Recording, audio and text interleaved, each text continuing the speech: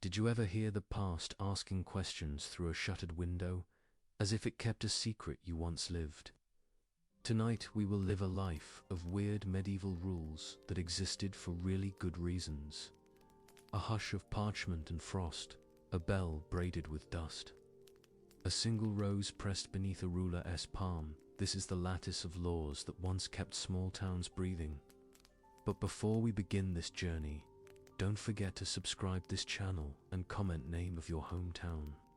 Leave your whispers in the comments. And if this story speaks to you, light a candle with a like.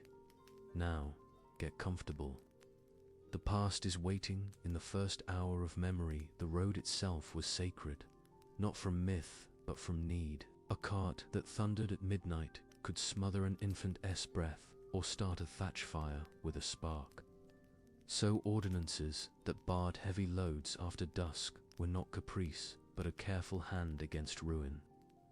The bridges bore similar pieties. Single planks where strangers met were watched for wear. Tolls were tiny pledges to repair. Look then upon the oven, that iron mouth of the village, where bakers rose before the frost and bread became covenant. One woman might hoard flour in the belly of night and sell loaves as treasure. Therefore, the law of the communal oven bound loaves to scales and witnesses. Bread was measured, counted, and marked with a town sealer simple notch upon the crust so that hunger would not be an argument at dawn. See the alehouse, where the brewer's art kept men warm and the brewer kept the town alive. She was licensed, inspected, and gently watched, because a bad brew could kill or weaken many. The alewife's rule that forbade mixing certain herbs at festival times saved more than temperance. It saved blood. At its toll lamps were set to windows and doors were latched. Night watchers paced, their shadows long as ravens across the lanes. This curfew sprang from common sense, to lower the hours when open flame mingled with straw and childfold, to reduce the hush when thieves might find a forgotten socket. Notice the law that kept animals marked and penned. A stray cow could unhinge a cart, crush a child by a wall, or spoil a granary of seed. So beasts wore tags of wood and cord that tied them to owners and 2 days for grazing. The town had a horn for strays, a post for lost lambs, a municipal tenderness. Sumptuary rules read like a ledger of equality, forbidding velvet on a peasant's back, not to shame, but to prevent the theft of status that would invite violence. When everyone knew the ranks sewn into hymns, the fights over perceived slights were fewer. Law acted as a seamstress of peace. Even the practice of requiring apprentices to sleep under the master's roof for a year was a law of survival. In that close, air skills were taught and illnesses noticed before they spread, a quarantine born of care. These rules were not the brittle cruelty of distant kings, but the small, stubborn kindnesses of people who had learned to keep whole the fragile machine of town life. They read the weather in church bells and the mood of the river in the creak of millstones, and wrote laws to steady both. Imagine now a market square where every cart is placed an arm's length from the next, where scales are tended by elders with lanterns, where a woman's soft voice is the town register for wheat and who brought it, and where a child learns not to take more than a piece of bread. Each ordinance was a spoken contract. Do this to preserve sleep, this to preserve harvest, this to preserve the fragile candlelight that keeps a family from freezing. These were rules born of repeated catastrophes, not theorized by marble but learned by soot and by the slow tally of lives. They smelled of dust and yeast and old parchment. They were written on the undersides of shutters, in the notches of a butcher's hook, in the scar upon a millstone where a blade once slipped. Hold that image the town as a choir of careful actions. Understand that what looks strange to us was then the slow administration of safety. There were ordinances about wells, each well tended as if to a small god. A rope swept clean, a stone lip kept free of dung and silt for water that tasted like iron could carry fever from one family to the next. The well-keeper's wage was a public investment. His neglect was a crime against kin. Then the mill, a miller could shave grain to his profit if left unchecked. So the millstone was watched by elders and measured by marks that kept honesty. A miller's fraud meant hunger in winter, so the rule was rigid as frost. A carpenter could not pass a crooked beam into a nave. A smith could not sell a shoe that let a horse stumble. These rules preserved life in ways louder than any sword. And a widow's right to stay in a house until harvest, codified by custom, protected the small economy from collapsing when men were lost at war. The law kept kitchens warm and futures possible. Imagine bells that do more than toll for mass. A bell for flood, a bell for plague, a smaller bell for lost cattle. Each sound mapped danger and taught a town how to move as one. People learned the grammar of sound and acted without the long speeches of counsel. All of this made the town a single organism, breathing and blinking and healing in measured laws. We think of medieval rules as rigid relics, but here they are, living careless the cold hand of a sovereign than the gentle fingers of neighbors, stitching a mattress before a long winter. Remember the human figure at the center of every scene, a woman at the oven, a boy tying a rope at dusk, an elder marking the bread with a notchich rule, lived and kept by bodies and breath. These are not abstractions, but hands, small and steady, that kept the world from unraveling. So the oddities we will meet are not eccentricities, but memories of emergencies averted. Each strangeness is a ladder rung that saved a life. In learning them, we taste a town that chose survival over glamour and care over spectacle. In the dim hush of centuries, another rule rises like a candle lifted against a restless wind, the law of the watchman's lantern.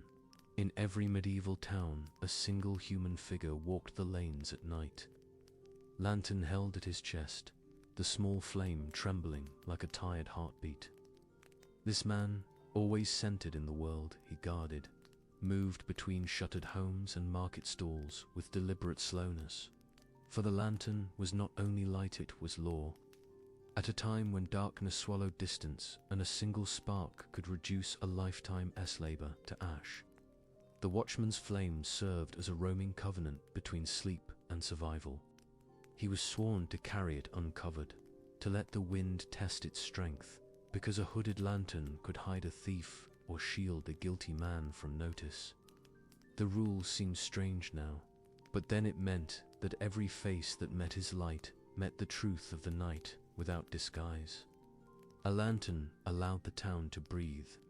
Without it, no one walked after the curfew bell except fire, fever, or thieves. From him we walk to the rule of the marketplace distancer, strange custom of arm-length spacing between stalls, sworn into civic memory after a single winter of crowd-crushed feuds. Each vendor stood at the center of their allotted measure, human bodies marking space more accurately than stakes or rope. Bread sellers, cloth merchants, potters, and herbal wives positioned themselves along the square like living markers of peace. Crowding was forbidden, not because it offended order, but because people were the borders. A quarrel over inches could spark violence faster than any sword. With arm-length spacing, the market breathed like a ribcage expanding at dawn, settling by dusk, and every human figure placed with purpose.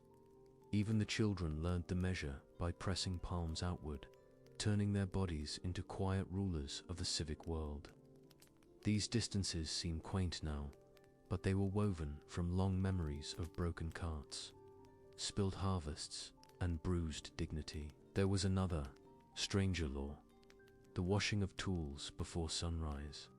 In the softest grey before the first bell, a single figure farmer, smith, or carpenter was required to stand at the well. This ritual was not mystical, but profoundly practical. Dirt carried worms into seed. Iron dust carried sickness into grain. Splinters carried fevers from one timber to the next. So a human stood at the center of the well's circle, washing away the night so that the day could begin without the hidden contagions of yesterday's labor. The town believed that a tool washed in darkness absorbed the blessing of the coming light, and whether the logic came from faith or experience, the rule saved harvests more reliably than prayer alone. In those quiet moments, each person's reflection trembled in the water, reminding them that the world they shaped with their hands could betray them if neglected. Even stranger was the rule that a messenger's shoes had to be inspected before departure. Imagine a single figure standing at the town gate, extending a foot to an elder who knelt with grave concentration. A stone lodged in the sole could delay a message. A nail protruding from a heel could cripple a runner. Mud clinging beneath could carry plague from one village to the next. So messengers became the living arteries of the kingdom, and their shoes the pulse keepers of trade and survival. Each inspection was a small ceremony, mundane, repetitive, but sacred in its own way. A journey blessed by careful eyes was less likely to end in silence.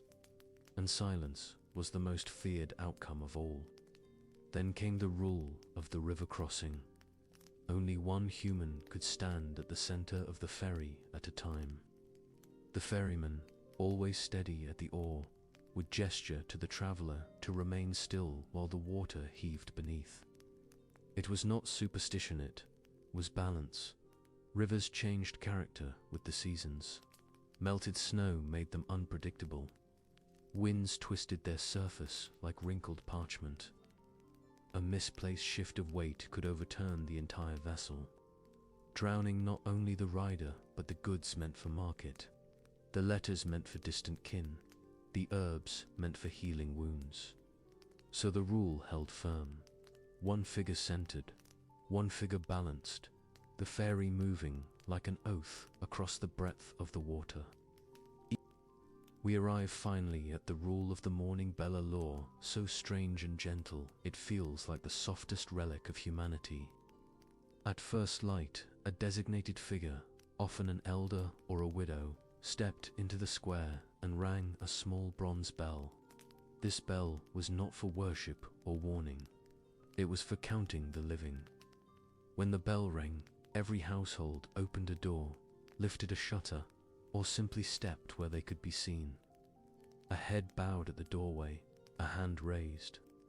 A face touched by light. These gestures allowed neighbors to confirm that sickness had not claimed anyone in the night. The ritual saved countless lives, for plague spread fastest where silence hid it. With each sunrise, the town performed a quiet census of breath, and the bell became an emblem of communal survival. A single human stood in its center, ringing the dawn into existence. These strange medieval rules, shaped by winter, famine, fire, and fragile hope, were not written to burden life, but to cradle it. They were the slow wisdom of centuries learning how easily one mistake could unravel an entire world. And in each rule, always, a human figure stood at the center, keeping the world steady, one breath at a time. In the soft haze of memory, another rule rises like a faded hymn carried on the breath of old stone. The law of the hearth watcher. In every medieval household, one human figure, usually the youngest or the eldest, was chosen to stand at the center of the single room at dawn, tending the embers that survived the night. This figure, wrapped in wool and trembling in the cold, stirred the ashes with a carved iron rod to wake the small hidden glow.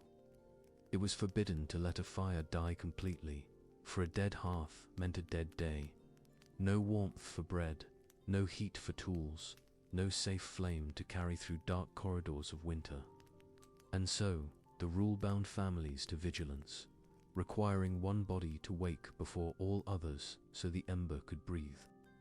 This child or elder became both guardian and witness, watching the fragile orange pulse that held the household together.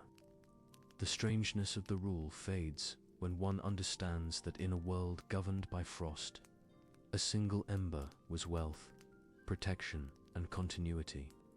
From the hearth, we move to another delicate decree, the rule of the communal ladder. Only one ladder was permitted in many villages, and it was kept in the center of the square, hanging from a wooden post like a relic of quiet power. The rule forbade any household from owning one alone. A ladder meant access to rooftops, windows, thatched ridges, and granaries. It meant the ability to climb, to repair, to guard, but also to harm or steal. Whenever someone needed it, they stood before it visibly, one human figure in full sight of all windows, and announced their purpose. People leaned from doorways, stepped from bakeries, and watched. The human presence at the center of the exchange ensured honesty. For deceit loves corners and shadows, but truth thrives under the collective gaze. This rule prevented fires from being secretly set, goods from being smuggled through lofts, and thatch from being stripped in rivalry. A simple ladder became a symbol of trust, its steps worn smooth by hands that all shared the same fragile sky. Then comes the stranger law of midday silence. At the turning of the sun, the town entered an hour where work slowed. One human figure from each household stepped outside, stood still in the light, and let the hush settle upon their shoulders. Travelers confused it for ritual, but in truth, the silence served as a protective measure against disputes. The hottest hour stirred tempers, the glare agitated minds, and so the elders decreed that for the length of a shadow's movement across a cobblestone, the town would be quiet. This hour allowed disputes to cool, wounds to clot, and arguments to dissolve into dust. Children learned early to pause their shouts, farmers rested their backs, and merchants closed their ledgers. The rule was not about peace as a virtue, but peace as a necessity. For small towns were fragile, and a single quarrel could rupture them as sharply as drought or war. In this quiet, generations learned that survival often depended on restraint rather than strength. We next encounter the law of the bread pather, rule binding one human to walk the same route from the communal oven to the market each morning. The path was never to change, for the footprints that pressed into the earth became the town's softest map. They walked slowly, centered and visible, greeting elders leaning from stoops. Travelers sought it when lost in fog. Children followed it home when storms rolled across the fields, and soldiers returning from distant wars found comfort in the familiar curve of its dust. If the path shifted, people could lose their bearings in winter whiteouts. So the bread carrier became a walking compass, marking the world with repetition. The town trusted the consistency of one human's footsteps more deeply than any carved sign or inked map. Another rule unfurls itself from the parchment of memory: the duty of the gatesweeper.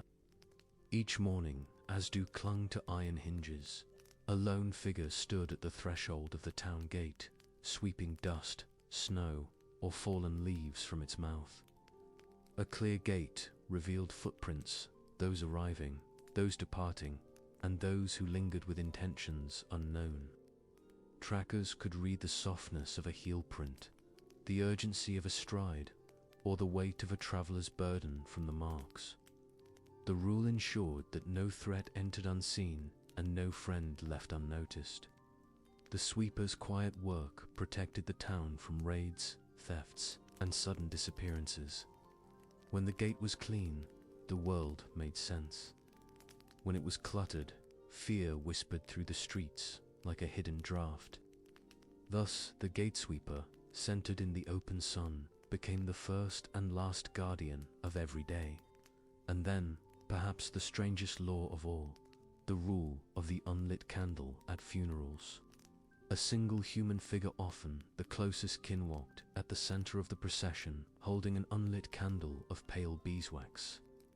This candle symbolized a life that should not be tempted back into the world of breath. In an age where death was frequent and grief could distort reason, the rule prevented attempts to summon spirits, ignite fires in sorrow, or mislead travelers at night by carrying flame into the fields.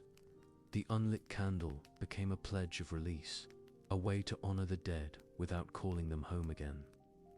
Its silence, its stillness, its refusal to burn, this was the town's act of both love and protection.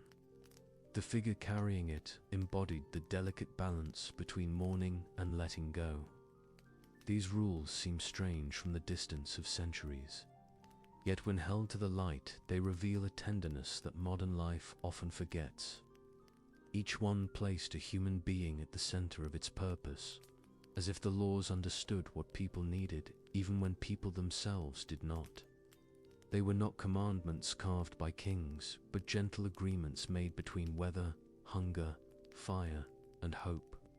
The towns knew that survival was a choreography of small, repeated acts, each tethered to the presence of a single living soul who moved through the world with careful intention. In these ancient customs, the human figure becomes the axis around which life turned, the fragile, steady heart of a world forever on the brink of unraveling. In the long corridor of medieval memory, another strange rule steps forward like a lone pilgrim illuminated by a trembling shaft of morning light. The law of the standing witness at the well. At dawn each day, a single human figure, always an adult. Never a child was required to stand beside the main well as the first buckets were drawn. This person, centered in the dusty square, with the stone lip of the well pressing cool against their palm, did not fetch water. They simply watched. Their silent presence served as the town's safeguard against a danger so mundane that history nearly forgets it contaminated water. Wells were vulnerable to mischief, neglect, or animals wandering too close in the night. A stone kicked loose, a bucket dropped carelessly, or even a scrap of spoiled grain could sicken dozens. So the standing witness became a living shield, ensuring no one drew water without inspection, that buckets were clean, that ropes were unfrayed, and that nothing foul drifted upon the surface. Travelers often mistook the figure for a sentinel of ritual, but it was far simpler and far more sacred, a single body ensuring the first water of the day would not bring harm. The rule lasted centuries because its simplicity saved more lives than the prayers whispered in every chapel. From the well we move to the rule of the wandering waits, a custom so peculiar it reads like a parable. Once a week a designated villager, often a tanner or metal worker, walked from house to house carrying a small pouch of standardized weights. This human figure, always visible and positioned at the center of each doorway he visited, offered his stones to every household so that scales could be checked and recalibrated. In a time when trade was fragile and a line between fairness and famine razor thin, the accuracy of a scale could shape the fate of an entire family.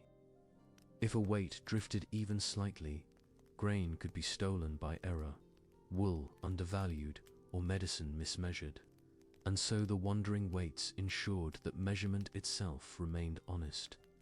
Many towns forbade anyone from refusing the inspection, for when one household cheated, the imbalance rippled through the whole community.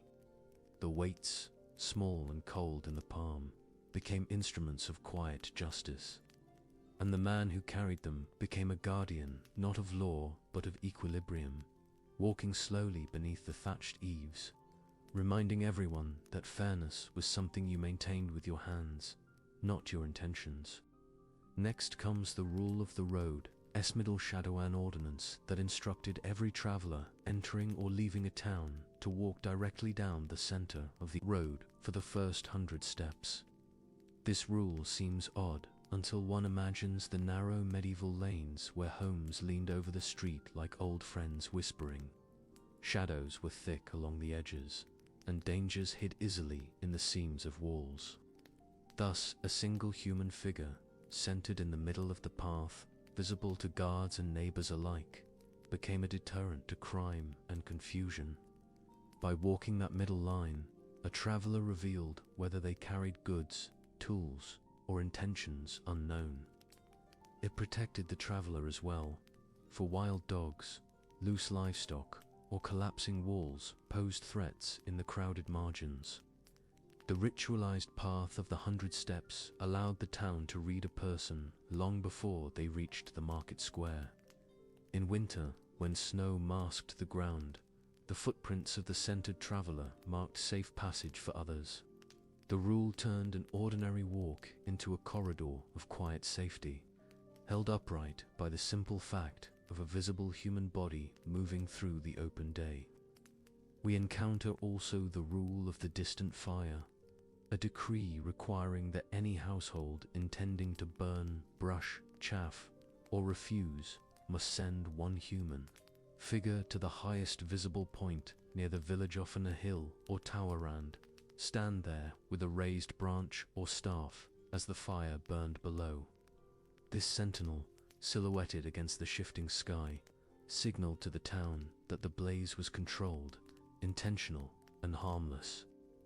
Without this rule, smoke rising behind hedges might be mistaken for disaster, sending watchmen running and bells ringing, drawing chaos from a false alarm. And in the cruel dryness of some summers, the line between controlled flame and catastrophe was perilously thin. The figure on the hill became a living beacon, a promise that someone was watching the fire's temper and willing to bear responsibility for it. Often mothers carried infants on their hips as they stood on that rise, or elders leaned on staffs shaped by years of storms. They watched not only the fire but the horizon, ensuring that wind did not shift dangerously. In this strange ritual, the town taught itself that wisdom was not in extinguishing every flame, but in watching them carefully, with eyes steady and bodies present. We walk next to the law of the crossroads hush. Whenever two roads met, a traveler passing through was required to pause for a moment and stand utterly still before continuing. This rule, rooted in centuries of accumulated caution, prevented collisions of carts, animals, and people who often approached from opposite directions with limited visibility. It also offered a moment for the traveler to reset their bearings. 4 crossroads were labyrinths where direction could betray memory. A single human figure, frozen in the sunlight or fog, signaled to others that the path was open and movement was safe. The pause allowed listeners to catch distant bells, hooves, or calls carried through the air. When multiple figures stood at the crossroads at once, the one who arrived first gestured the others through, creating an unspoken language of courtesy that prevented quarrels. The hush was not mystic lit, was a love letter to caution, a shared breath that kept strangers from harm. Finally, we arrive at the rule of the winter threshold, a law so tender it reads like a mother's instruction. In the coldest months, every household was required to keep one human figure standing in the doorway for the first moments after sunset. This figure, wrapped in wool, breath fogging like a whispered prayer, served as a beacon to anyone lost in the snow. In a world where winter whiteouts erased familiar paths, a body framed by a doorway could mean the difference between death and shelter. Children peeked from behind skirts, elders leaned against posts, and adults stood with lanterns held low so the flame would not vanish in the wind. The rule saved strangers as often as neighbors. Stories tell of wanderers collapsing into familiar arms, guided only by the faint silhouette of a human form waiting at the threshold. The practice taught that warmth was a communal duty, not a private comfort. All these strange medieval rules, silent, gentle, and shaped by necessity, revealed a truth deeper than law. That survival depended on the visible presence of human beings at the heart of every act. Where we might see oddity, they saw protection.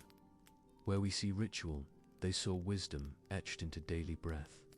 And in every rule, a figure stood steady, centered, and humanly, minding the fragile world that watchfulness, not strength, kept life from slipping into darkness. In the drifting parchment light of memory, another strange rule steps forward like a figure carved into frost, the law of the harvest circle. At the end of every growing season, when fields shivered under thinning sun, one human figure, always the eldest able-bodied worker, was required to stand at the center of the largest field, while the rest formed a widening ring around them. No one began cutting grain until the central figure lifted a single sheaf toward the sky. The rule was not ceremonial. It was survival shaped by centuries of hunger. Harvests were fragile, and timing mattered as much as rain. By placing a person in the center, the village ensured all workers began together, cutting in synchronized arcs that moved outward like ripples. This method prevented trampling, protected the grain, and kept the weak from being pushed to dangerous edges where soil slipped into ravines. The sight of that lone figure, back straight, arms raised, breath clouding in the air, became the season's quiet benediction. Even now, it lingers in memory like a gentle ghost of order. From the fields we move into the realm of the open ledger, a rule requiring that each household's records of debts, trades, and exchanges be displayed once a month on a wooden board outside the door. One human figure from each home stood beside the ledger at dawn, visible to neighbors who wandered past, reading the notched marks and inked lines. Privacy was not virtue. Transparency was safety. In a world where misunderstandings could ignite feuds, the ledger prevented shame, gossip, and accusation. A person standing beside their board, hands folded or resting on the frame, embodied accountability. When disputes arose, neighbors had already seen the record and could speak to fairness. This rule, strange in its openness, kept fragile communities from splitting along the grain of suspicion. And in that monthly sunrise ritual, one could see the town as a tapestry of trust. Each figure woven into the next by simple honesty. Then comes the rule of the evening grind. Every spinning wheel and millstone in a town had to fall silent at dusk, except for one designated wheel operated by a chosen figure who worked at the center of the mill house under torchlight. This rule prevented the confusion of mixed grains and reduced the accidents that came with tired hands. But more importantly, it protected sleep. Noise at night could mask danger, drown the sound of approaching riders, or hide a child's cry. So only one Miltha heart of the village was allowed to turn. The chosen grinder worked under watchful eyes, for the rule required to others to stand at the doorway, their silhouettes framed in the steady glow. Their presence ensured that the grinding remained honest, that flour was not adulterated, and that the torch did not falter and set the rafters aflame. This trio worker and watchers became the night's quiet guardians. Their steady rhythm assured the town that life still moved, just slowly, safely, under the soft breath of darkness. Another law, equally strange, governed the lending of tools. No hammer, sickle, or hoe could be borrowed unless the borrower stood in the center of the lender's yard, under full daylight, holding the tool aloft for a heartbeat before taking it home. This display allowed neighbors to witness the exchange, creating a silent contract witnessed by many eyes. Tools were lifelines. Losing them to neglect or theft could cripple a family. The raised tool ritual ensured that if one went missing, its journey was known. It also reminded the borrower that the tool carried the dignity and tired hands of another household. A single human silhouette holding a tool against the sky became a symbol of shared labor, shared trust, and shared fragility. Even now, the echo of that raised moment feels like a soft vow.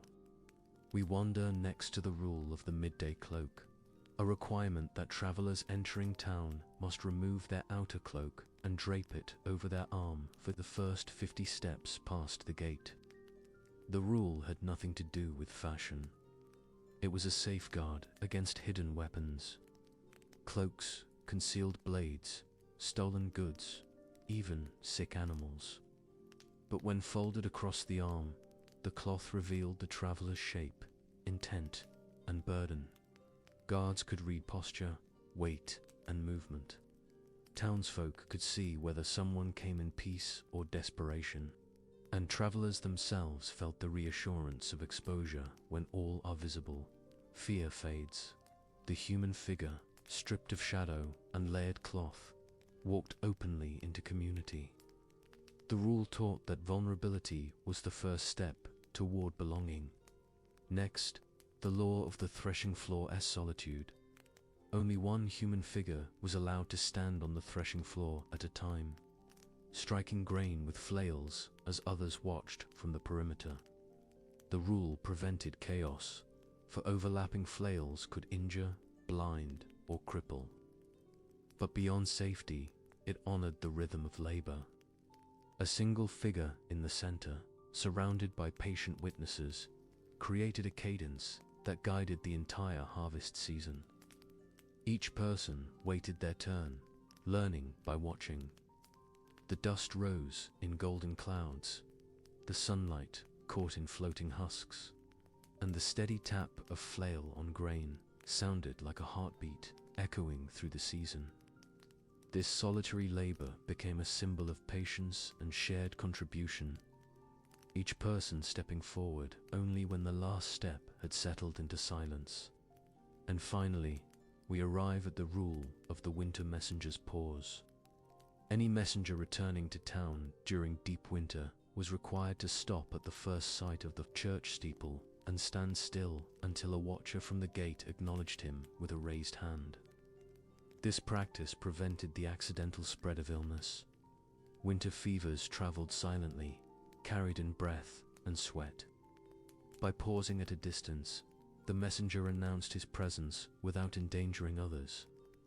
The gate watcher, often wrapped in layers of wool, with frost resting on their brows, examined the figure's posture, gait, and breath from afar.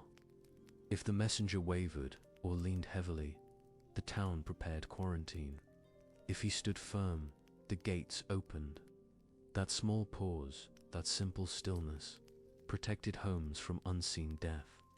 And the human figure, frozen against snowy fields, became a symbol of responsibility deeper than duty and embodied promise to guard not just messages, but lives. These strange, medieval rules woven from need, shaped by weather, refined by sorrow-carried wisdom that breathed through generations. Each law placed a single human body at its heart, as if the world understood that survival depended less on walls or weapons than on presence, visibility, and mindful care. Through these customs, medieval life whispered a truth we still forget.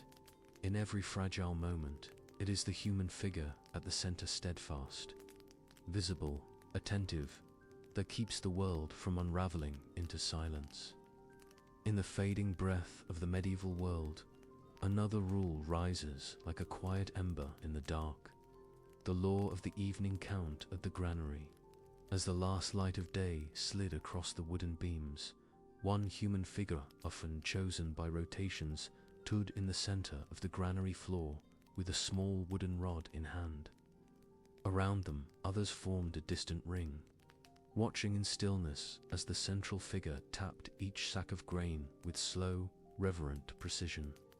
This ritual was not pomp but necessity. Grain shifted, settled, and sometimes spoiled unseen. A hollow sound meant rot. A muffled one meant moisture. A crisp resonance promised survival. With each tap, the figure listened for the town's future, whether winter would be endured or endured badly, whether bread would stretch to spring or collapse into scarcity. The watchers leaned forward, breath held, as if the rod were a divining instrument searching for the heartbeat of the year. When the final sack was struck and the figure lowered the rod, the granary exhaled with the warm scent of straw and earth. The rule ensured no family overestimated their stores, and no household walked blindly into famine. In the center of that dusty space stood the truth of a community. Endurance one, human body listening for life in the echo of grain. From the granary we walked to the law of the midday Bikana rule, requiring that, on market days, one human figure stand at the center of the square holding a polished metal mirror toward the sun. The mirror caught the light and sent a soft gleam washing over the crowd. To strangers and traders, the gleam looked symbolic, perhaps ritualistic, but the reason was simpler. The flash of light scattered birds. Birds were drawn to open markets by the scent of fruit, grain, and freshly cut cloth. If left unchecked, they could destroy goods, spread disease, or spark panic by swarming too close. The gleam, moving slowly across the square as the figure rotated, kept the sky clear and the market calm. Children giggled as the light brushed their cheeks. Elders nodded knowingly. Merchants looked relieved. The figure's steady presence, one arm raised, the mirror glinting like a tame storm, maintained the delicate balance between commerce and chaos. In every reflection of that mirror lived a quiet truth. Sometimes survival depends on guiding the light as carefully as the grain. Next comes the rule of the night threshold, a decree so gentle it feels like a breath held between worlds. Each night before the curfew bell rang, one person from every household had to step outside and touch the lintel of their doorway with their right hand. This gesture, done in full view of neighbors, signaled that all within were present, accounted for, and safe. In an age when illness could take a life silently and thieves moved under moonless skies, the lintel touch was both signal and promise. We are here. We are whole. The rule allowed watchmen to walk the lanes, knowing which homes needed checking, which shutters were suspiciously still, and which families had not yet returned. The human figure standing beneath the fading sky, hand resting on wood worn smooth by generations, created a map of living presence that the town relied upon. The action was simple, just a touch, but its meaning ran deeper than any written decree. Care is expressed not by words, but by showing yourself to the world, even if only for a moment. Another rule unfurls from memory's scroll, the law of the communal blade. In many towns, a single sharpening stone served as the heart of the community, and every tool meant for the next day's labor had to be brought to it before sunset. The rule required that each person, carpenter, farmer, midwife, butcher stand centered before the stone and draw their blade across it slowly while others watched.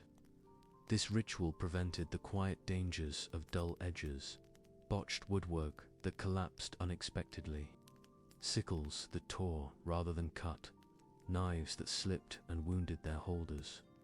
The watchers learned technique by observing. The sharpeners learned humility by being witnessed. The stone itself sang with each stroke, its voice a thin whisper rising and falling with the light. No tool could return home without gleaming faintly in the dusk. Tools were extensions of the body. A poorly sharpened blade could ruin a harvest or a life. Thus, the communal Bladestone gathered the town each evening into a circle of shared responsibility. And in its center stood one human figure at a time, turning labor into quiet devotion. We stepped then into the realm of the field crossing vow, at the edges of farmland where narrow paths threaded through tall grain. A law required that a traveler stop before entering and raise one arm high until a worker within the field acknowledged them. Grain, grown taller than a man at times, concealed people as easily as shadow. A startled worker could swing a scythe into an unseen traveler, or a traveler could frighten livestock hidden in the stalks. And so, by raising an armor-simple banner of presence day, traveler transformed danger into recognition. Workers responded with a slight wave or nod, giving safe passage. From afar the sight looked ritualistic, lone figures lifting their arms like pilgrims greeting the sun. Yet beneath its poetry lived a logic carved by countless near accidents. The field-crossing vow turned tall grain into a shared territory, navigated not by fear but by mutual sight. Finally, we reached the rule of the morning shua, tender custom requiring each person to stand in their doorway at first light and examine the soles of their shoes before taking a single step into the day. One human figure per household, centered in the frame of their own entrance, lifted each foot and checked for mud, thorns, or lingering pests. This habit, simple and strange, protected homes from being invaded by disease-carrying insects, sharp seeds, or filth that could spread illness. But beyond sanitation, the rule became a quiet meditation, a moment of stillness, of noticing, of choosing how to walk. In the hush of dawn, entire villages balanced on one foot, held in a tender stillness that felt almost sacred. Children imitated adults, elders steadied themselves with staff or wall. Travelers felt suddenly at home. The rule taught that the world is entered with awareness, not haste. And in those moments, every person, visible, present, grounded, became a keeper of the day to come. These final medieval rules, strange yet steeped in gentle necessity, reveal the oldest truth of all, that survival was crafted not through grandeur or force, but through ordinary human figures standing quietly at the center of their tasks. Each ritual, each posture, each pause carried centuries of communal wisdom. And though their purposes now lie dim beneath dust and parchment, their echoes remind us that a world survives through watchfulness, a kind carried by hands, shoulders, silhouettes, breath. In each rule lived a story of care expressed through action rather than proclamation. In each custom stood a person anchoring the fragile world around them. These are the forgotten blueprints of how humans stayed human. And so, our journey through weird medieval rules that existed for really good reasons comes to an end. But history is never silent. It whispers to those who listen, and it waits for those who dare to return. In our next voyage, we will step into another chapter carved into the stones of time. Until then, may the echoes of the past follow you into your dreams, and may you wake ready for the next legend. Good night.